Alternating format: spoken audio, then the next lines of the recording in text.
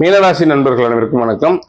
2025 உங்களுக்கு எப்படி இருக்குன்னு பார்க்கும்போது 2027 உங்களுக்கு சனிப்பெயர்ச்சி 29/3/2025 மேல சனிப்பெயர்ச்சி அப்படிங்கிறது உங்க ஜென்ம ராசியில இருக்கு. இப்ப 12ஆம் இடத்துல விரைய சனியா இருக்கு. இது வரல எப்படி போயிட்டு இருக்கோ அப்படி போயிட்டு இருக்கும். சுப விரயங்கள் ஏற்பட்டிருக்கும், போயிட்டு இருக்கும். ஆனா இது ஜென்ம சனி காலங்கள்ல 35 வயசுக்கு கீழ் உள்ளவங்க கவனமா இருக்கணும்.